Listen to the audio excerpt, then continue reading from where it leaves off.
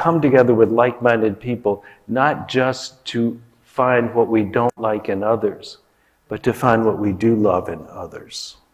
And that is the basis of the congregation here. Now, I was listening to someone who said, many people think because we have gone into political camps in which we denigrate the other ones, that we must be getting closer, but it turns out that hate is not a great way to build community. That love is the basis of real health, community, and prospering.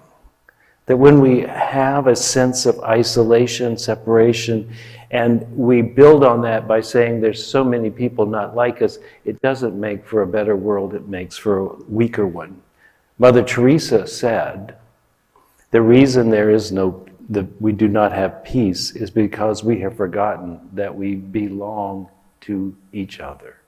There's a famous woman, Brene Brown, who has said that you can be no closer to someone else than you can be to yourself. So the first place we have to belong is to ourselves. And it comes with a process, really. And the process is this, that you need to discover who you are by watching your actions and your words and see what you're doing with your time and with your intentions. To discover that over years, to continually pay attention, and then to come either to the point of reconciling toward your ideals, or at least, if you can't do that, coming to a place of acceptance that this is who you are. And I've noticed that as I come to this place of acceptance of who I am with my failings, then it's easier for me to accept someone else with their failings. It's once I've accepted my failings that it becomes possible. When I'm resisting that I have them, it's when I point the finger over there. And so this process of belonging to yourself is when you can own who you are, the good, the bad, and the relatively indifferent. This is who we are, and we are not defined by the worst thing we have ever done. We have done some good things, we've done some bad things. And I think one of the things we have chosen to do as a collective community, as a worldwide community in general, is we have chosen to point the finger way more often than to explore and to become clear about who we are. And in so doing, the reason we don't have peace is we recognize our faults in other people, but not so clearly in ourselves. Recognize in celebrities and stars and heroes the other side of who we are, and we project that on them as well. We don't recognize the good, the powerful, the redemptive aspects of ourselves. And we project them on someone like Mother Teresa. Someone else must be doing the work, and we abdicate our place in this world for bringing better things into the world, being a light on the hill. Martin Luther King gave his I Have a Dream speech 60 years ago, which was 100 years after Emancipation. And if you think about it, that's a long time we've been on this road to equality, of understanding the history of this country, of each segment of the country's plight, is fundamental to us understanding who we are and what it would take for us to feel as though we had created heaven on earth.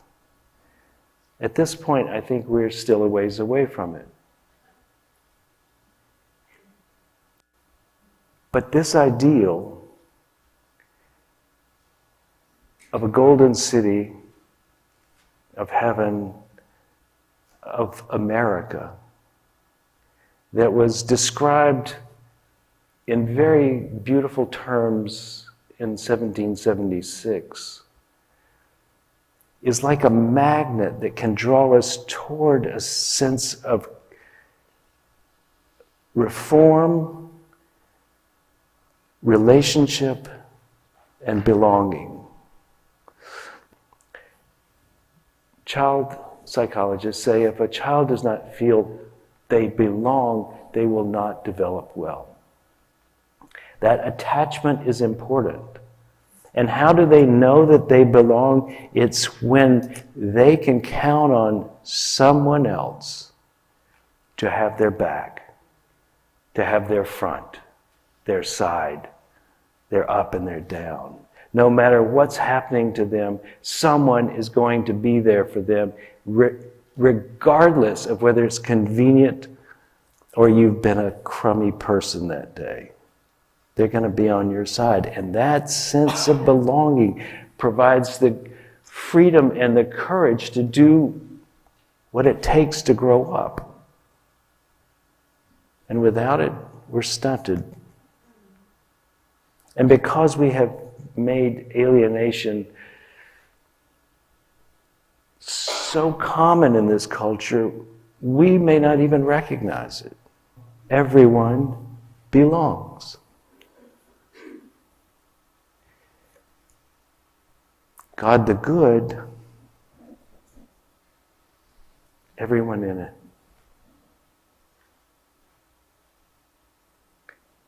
If you're divine, if you're holy, you probably are drawn to other parts of the whole. Simpatico, alike, at one with. This is an awakening that the world could really use. To see the world as a whole, and to see that they belong in it because of the very nature of existence. All beings belong in this. How do you know if you're belonging? You're there. You exist. I hope you got something out of today's service.